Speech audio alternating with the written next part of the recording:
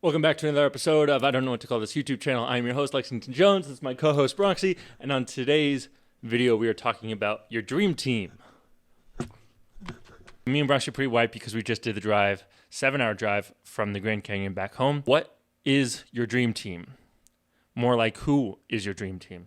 Your dream team is the collection of people that are doing the daily tasks to make sure that your glamp site is operating smoothly. It consists of 3 people. The first one is your cleaner, the second one is your handyman or woman, and the third one is your on-site manager. So like any job, there is a significant amount of churn, and especially being in the high desert in Arizona, since the weather is so extreme, our handymen or cleaners typically only last like 6 months because the weather is so extreme. People live or move there with the hopes that it is going to be great, and then they kind of only last 6 months. And because of the high churn, it was not only important that I found people that were good at their job, but that I also liked. Which brings me to my next point, and I can't stress this enough. If you find the right person, the right handyman, the right cleaner, the right on-site manager, pay them what they deserve. This is not the time to skimp out and cut your expenses to increase profits. Pay them because they are the lifeblood of your organization. Pay them what they deserve because they are the ones that are going to continue your operation at the standard that you want your operation to be at and the standard that your guests are expecting. All right, first let's talk about the cleaner, which is the most important person on your dream team. Now, depending on the number of units you have, I would suggest 3 or 4, but I would minimally have 2 sets of cleaners. And I would split it between 3 and 4 days each because we have guests coming in every single day. And if a cleaner has to clean every single day, they're going to get burnt out. And you would rather have a good work-life balance for your cleaners. So I would say minimally 2 cleaners. And if you have a lot of rentals, maybe even 3 or 4 different sets of cleaners that can come in. They can work 4 days. They can have 3 days off. And that way they won't get burnt out, and you can keep the quality of cleans where they need to be. So the major thing that they're going to be doing is when they come in, they're going to be turning over the place. That consists of washing the dishes, changing the sheets, everything that a normal housekeeper or house cleaner would be typically doing. But the major part in a cleaner's responsibility that we have is checking levels of things. So they are going to be checking your water level. They're going to be checking your propane level. They're going to be checking how many clean linens we have left. And they're going to be checking the different levels of condiments that are left, like sugar or coffee or salt and pepper. And they're going to be reporting back to you. So that piece of information for you is very vital because then you can make sure that you're scheduling to refill those things as necessary and you're staying preemptive of when you need to refill things. Now, they're also going to be looking at the condition of the property and reporting back to you. First, seeing if there are any damages that the last guest left. So if a guest broke a bowl or a plate, in order to get that refunded on Airbnb, they need to take a picture of that and you need to submit a claim before the next guest checks in. So that is very vital that the cleaners are not only looking at the levels of your amenities, and they're also looking at damages between when the guest checked out and before the guest checked in. So the cleaners' 3 main tasks are doing the turnovers, checking the levels of your propane, water, and different amenities, and then lastly, checking for damages. Now, the second person is your handyman. Your handyman is going to be taking care of all of the things that your cleaner let you know about. So when you need water hauls, your handyman is going to be doing the water hauls. When they need to switch out propane and refill propane tanks, they're going to be doing that. If there is a damage like a wall gets damaged, they're going to be the ones that are painting that and fixing that. So your handyman is going to be the one who basically fixes and updates all of the things that your cleaner let you know about. And you're basically just the middleman between the communication between your cleaner and your handyman, making sure that it all gets done. Now, I would make sure, and this is what we do, is if a cleaner sees something that is broken or missing, they take a picture of it. And then we send that picture to the handyman and we send, this is what it looked like before it was broken. And then now this is what it looks like. Please restore that wall to how this looks. Please restore that shower curtain or whatever gets damaged, right? Now, when it comes to propane and water and linens and laundry and like that kind of stuff, you're going to have kind of a built out schedule. You're going to have, okay, so every Tuesday we're going to do a water haul, or every other Tuesday we're going to do a water haul. Every Wednesday, we're going to do laundry. So you'll have a built-out schedule that your handyman will already know what they need to do. But like, let's say propane in the summer, propane propane. Now in the summer, you use less propane, right? Because it's hot and not everyone is using the heater, right? So in the summer, you'll have more water hauls than you'll have propane hauls. But in the winter, it's freezing, it's in the single digits. People have that heater on 24/7, so you're going to be doing more propane hauls than water hauls because the water is frozen over and we don't offer water right now in the winter. You'll have those worked out schedules of when you'll need to get the propane ran, the water ran, and all of the different services that you need done to operate your business. So the last person is your on-site manager. When I say on-site manager, I basically mean someone who can be client-facing or guest-facing, client-facing like I'm in my marketing agency. That someone can be guest-facing and they can basically talk to guests.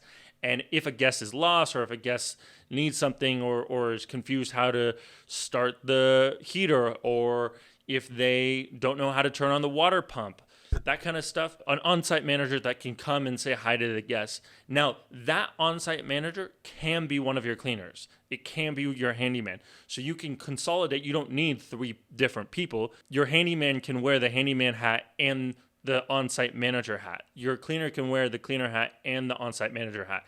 That can be consolidated into 2 people and doesn't have to be 3 people, but I would make sure that you have someone that you can have on call in case your guest needs it. And not talking trash about Airbnb guests, but not all of them are the smartest people. So sometimes you have to show them the most basic stuff and then they feel stupid when you show them, but they're like, can we have help with this? And it's flip of a button and it's in our manual and it's in our text messages with them.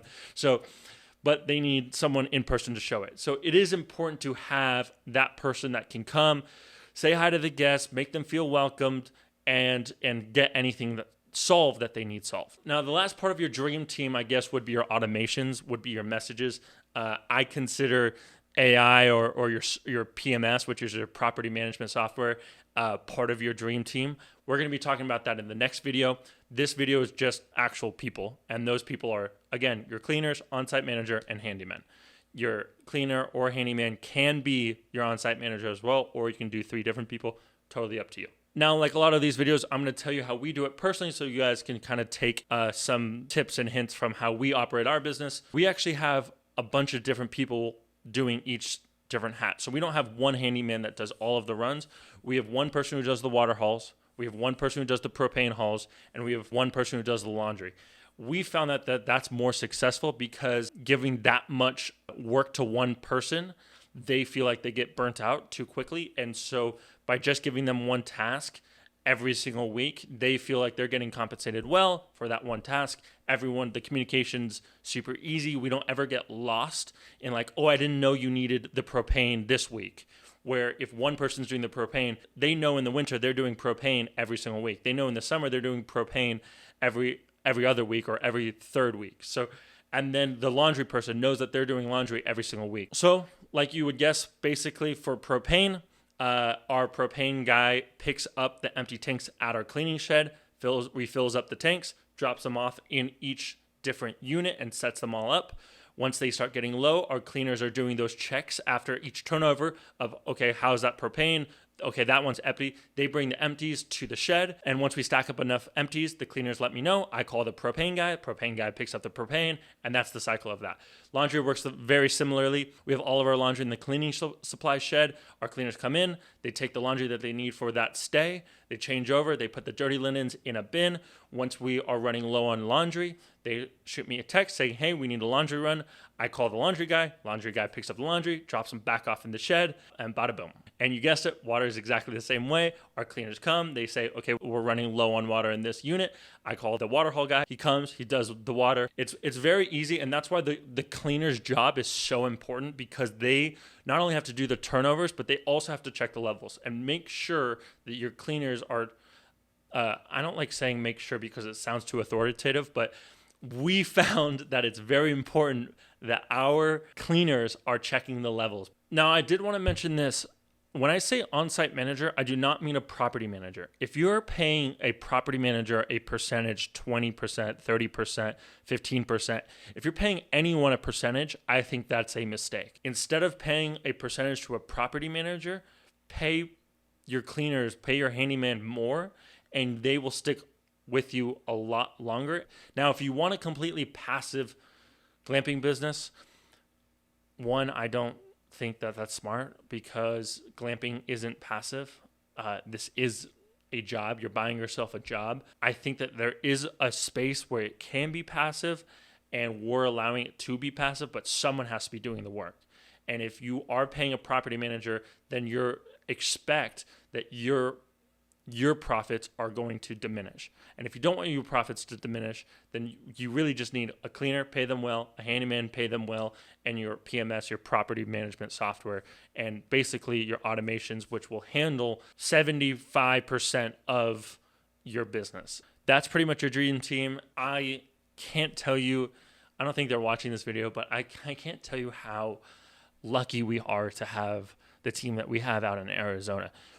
We would not have the success that we have without them. And from the beginning, Lala, all the way to Sarah Connor, to Kyla, to Joseph, to Tom, to Ben, I'm just naming out all the people that work for us, to Robert. This is an acknowledgement to them. Is I can't tell you how grateful I am to have the team that we have, because we would be nothing without them.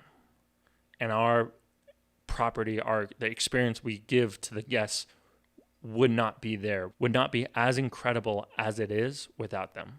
And I'm so grateful. I'm so grateful to have them. I'm so grateful to be a part of this group of individuals that care about their work, and that they care about me, and they care about the property, and I'm just grateful. Setting up this new unit, and Joseph, our cleaner, I texted him. I was like, hey man, do you want to do some day work for us and build this solar panel setup?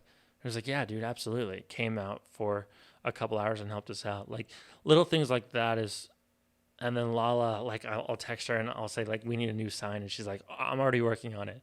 And then Kyla just shoot the shit while she's cleaning and hanging out with her, and the amount of laughs that we have is just, it's so incredible having the team that we have, and how fortunate I am to have them. And if they ever see this video, I want to say thank you from the bottom of my heart.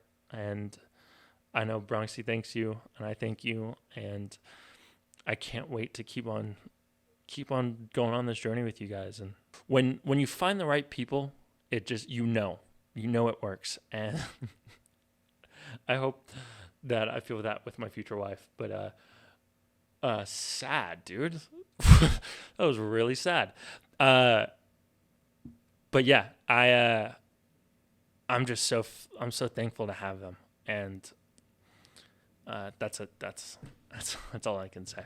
So yeah, that's your dream team. It's not an extensive staff, but it is a core group that are really passionate about what they do and do their job really well. And so the next video is all about your booking channel and your automations, what booking channel you're going to use, and then how you're going to automate your messages to your cleaners, etc., to make your life as an owner operator a lot easier. So that's it. I will see you in the next video. Peace.